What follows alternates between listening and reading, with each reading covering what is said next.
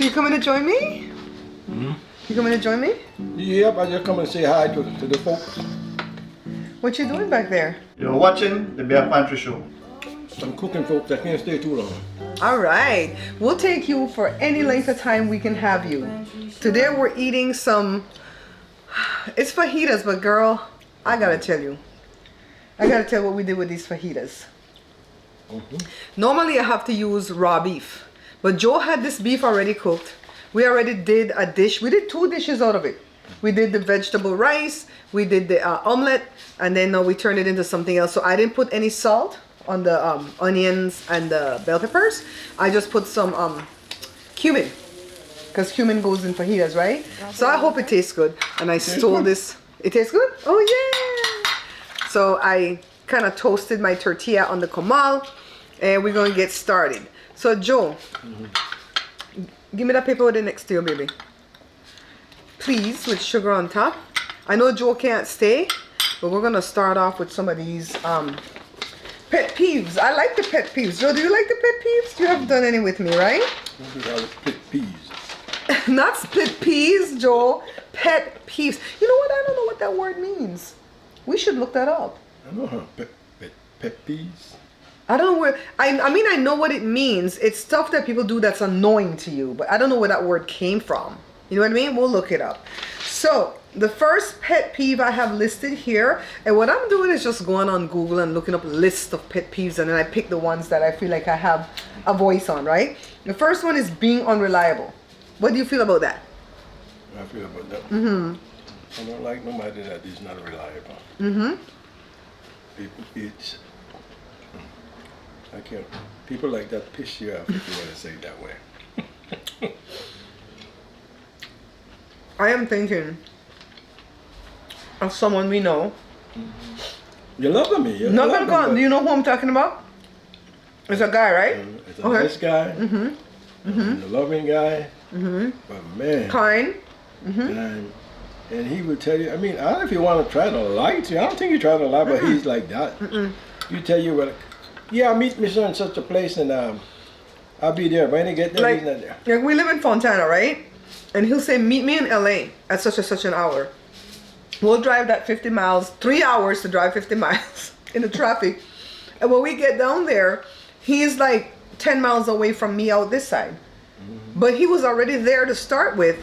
But he didn't really mean to lie. He just thought he would leave on time and we'd meet. Or he'd get there before me because he's 10 miles away. The problem with him, he try to please everybody. Yeah.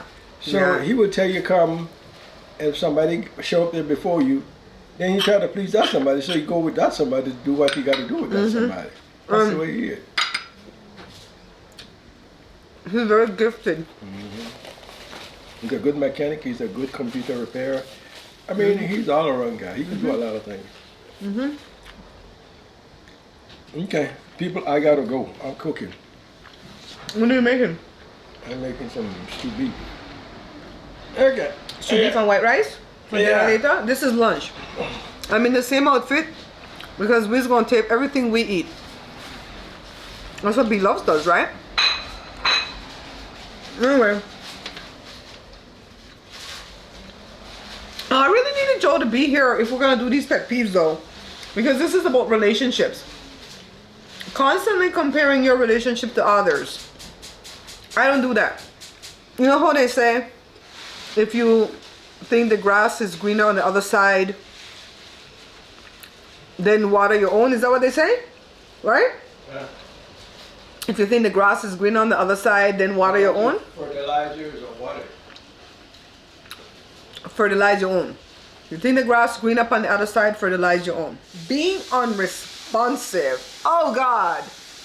What's my word? What's my word altogether now? I can't. Joe is like this. But it's not in the... Oh, by the way. I don't know when you're going to see this because I have so many videos in queue.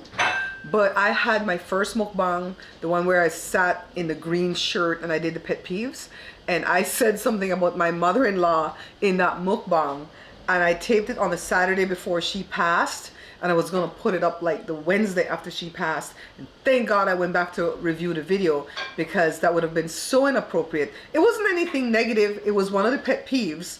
And one of them was the fact that people don't mute the TV or pause the TV when they're in a phone conversation, and she never did because I think she thinks it was playing low enough that it wasn't bothering us, but it was like blaring.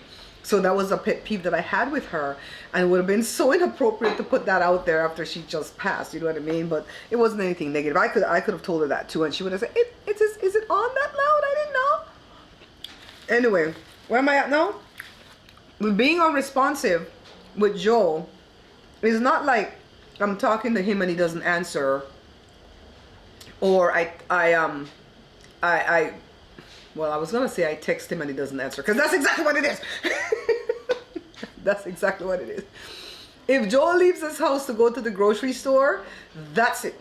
He is no longer tethered to here unless we track him, because he will not answer his texts or his phone calls. Now, he has a good excuse. He's hearing impaired. A lot of the times he's not out there with his hearing aid because the hearing aids are annoying. Every little sound gets to you. And so he doesn't feel the phone vibrate in his pocket. He doesn't hear it ring. He could just call me and go, "Hey, Babs, I'm at the store. Do you want milk?" And I say, blah, blah, blah. And then he hangs up and I will not get through again. So that being unresponsive thing in that regard just really gets to me. But I know this thing probably meant that people who are just like, they shut down and they don't want to respond in the middle of a fight or something, or they just, ghost you. I think that's what it means. They're ghosting you. Like if you're dating or something and that person you're texting them, calling them, and they're just ghosting you.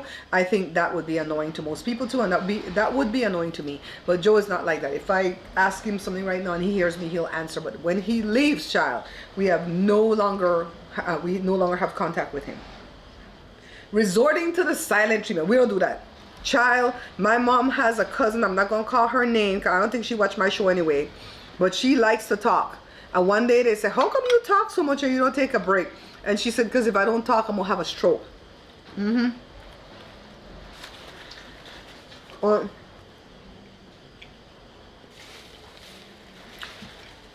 I can't deal with the silent treatment, and I don't give the silent treatment to my spouse.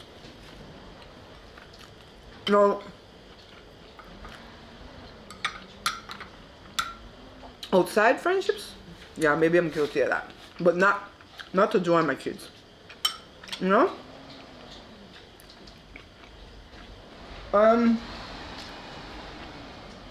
Not being considerate about small things. That would be a pet peeve of mine. But again, I think Joe and I have really built a strong foundation in our relationship that every little thing he does for me, I appreciate, and vice versa. Really and truly. I'm not even trying to I feel like a lot of YouTubers make up lies about their relationship. But we've been married 36 years. So I would think that if he was ungrateful and inconsiderate about the little things that I do for him, I'd be able to tell you. But he's pretty much, and he does things weird anyway. He'll say stuff like, "Babs, if a plant show you want grow," meaning please go make me some powder bun, right? And I'll go do it. Like yesterday, Jada Kala asked me to make her some brownies. And I said, okay, I'll go make the brownies. But my heel was hurting because I have that heel spur. And she came in and she was like so appreciative because she really wanted it. She only wanted a little piece, so she gave away all the rest.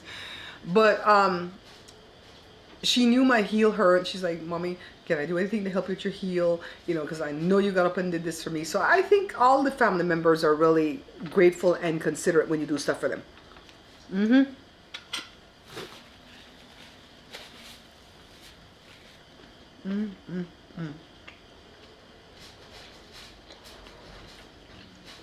No, I write these pet peeves down, but I don't really think about them to give you the answer, so I'm giving you like my unadulterated answer. Saying I'm fine when I'm actually not. I don't think I've ever been like that. From the day I married Joe, if something is bothering me, I will let him know what it is. Maybe in the beginning, when I was younger and immature, maybe I didn't know what was bothering me. But I never said that I was fine. I would just say, something's bugging me, but I don't know what it is. When I figure it out, I'll let you know. But now, in my old age, I'm really good at figuring out what bothered me, what made me angry. Because I heard a saying before, it says, nobody is really angry about what they tell you they're angry about. It's always something deeper. So I always check myself, what am I really angry? Am I angry because he didn't open the door when we were at that function? Or am I angry because I was hungry and, and everything got blown out of proportion? I always check myself to see, you know, what was bothering me. Being late all the time. Joe, Hi. chime in about this. How do you feel about people who are late all the time? How I feel about them? Mm-hmm. Pissed off. He's pissed off a lot. We are never ever late, all right? And we trained our children that way, that we are early for everything. Especially if you invite me to a baby shower, I'm coming early because sometimes the person who arrived first win a prize. And I want to be that person to win a prize. So we are on time for everything. We leave early. We factor traffic. You know, nowadays you can check the, we call the thing, the navigation. You can check that to see when the arrival time will be because of traffic, yada yada. So you can actually leave early enough to navigate all that stuff. And of course things might happen along the way. So now when I used to go to school in LA, the buses would come like every 2 minutes, literally like every 2 minutes, and I had a bus pass. Now I used to get sick on the bus because I get motion sick when the car's in, you know, in movement, in motion. And because you have to sit some of them on the bus sideways this way, you're looking at things going by, you can't sit at, you know, look straight ahead. I used to get sick on the bus. Plus when people got on with their cups of coffee in the morning, that smell of coffee turns my stomach. So I would leave so early that I would get off the bus several times and catch another bus and still get to school with half hour to spare. So I was never that student that had that excuse like other students, like the bus broke down and they had to send for another one, that's why I'm late. That would never catch me because I leave super duper early, okay? So we don't believe in being late. We can't stand it in other people. And if you're a friend of mine or an associate or an acquaintance and you're constantly late for everything, we gonna part ways. We're not gonna fight, but we're just gonna part ways. Because it's like, So walking away during a fight. We made a rule a long time ago when we first got married that whatever fights we have, none of us is gonna get in the car and leave and go cool with head. And yes, you can go to another part of the house to calm down. And I guess walking away during a fight, they don't probably mean that. They probably mean when we're having the fight, that person just like shut you down and go to hell with you and walk away. I think that's what they mean. But just in case that's not what they mean, I am saying that we don't leave the premises because that's how you get into accident, because your head is not clear. That's how you fall into other people's beds. You know what I mean? A whole bunch of mess can happen when you're leaving like that in the middle of a fight. You have to stay there and fight it out, get calm, come back, figure who wrong, who right, apologize, and move on. So we don't do that stuff. Acting differently around family. I think Joe was guilty of this when we first got married, because when Joe came to America first, before any of his family members, one or two of them came. Two of his brothers came. One came 82, one came 86, I think. And I met Joe 84. And so I got along well with his two brothers that I met when I first met Joe. But then when the rest of the family came and we would go visit, I saw a difference in Joe, like, because he was trying to get to know them all over again, because he hadn't seen them in like 6 or 8 years. And then it's a big family. And then I didn't have any family at the time because, you know, like I said in one of the other things, I was disowned. So we would get there and I felt left out a lot. I felt like Joe got real playful with them and he was just like, you know, having a good time horse playing and stuff like that. And I would just kind of sit there and watch like, man, you sure act different when you're around your people. And then after that, you know, he got used to them again and pretty much he would include me and stuff after that. So it was just a really weird period that we went through with him trying to build back a relationship with them and then still trying to navigate the waters of having a new wife, right? So complaining about your relationship on social media, I don't ever do that. I can't stand them people that go on Facebook and start to talk about somebody who hurt them and blah blah blah, and they're gonna get their payback, yada, and they don't say who it is and what the hurt is. I want to know. I don't know if you guys are nosy like me. Comment below if you're nosy like me, to where once people start to throw shade Facebook, you guys want to know who it is and what they did. And I'm so bold that I go ask, who did this and what did they do? I asked. So I'm not gonna throw no shade out there. I just stay quiet. Don't go up there and throw nothing on social media. Sometimes I do tell you family stories, but that's in the guise of me doing my content. You know what I mean? So I'm only eating a small lunch because Joe is cooking that meal over there and I want to be able to eat that later. So, but every time I figure something to eat, because my setup is so simple now, I can sit here and chit chat with you guys. So tell me how you like the content so far. This is first and foremost a cooking page, but I showed you guys before I have over 1,800 videos here at the page. Some of them are mukbangs, but not a whole lot. I would say less than 100 were mukbangs. The rest of them are all cooking videos, you know. So it's like, what do you want me to cook again? I'm not gonna cook vegan. I'm not gonna cook keto. Those things cost a lot of money for me to do. So as the holidays approach, I'm gonna be going back into my old videos and put some together, like 5 best things to make for Thanksgiving or stuff like that. But other than that, we're gonna be doing these conversations. I wish I could call them cups of conversation, but I feel like somebody already has that name. So this is just conversations we're gonna be having while we eating, and the focus is not gonna be on the eating. The focus is gonna be on the conversation. So if you guys like this video, check out this other one I have lined up for you. Bye. This is the Bare Pantry Show.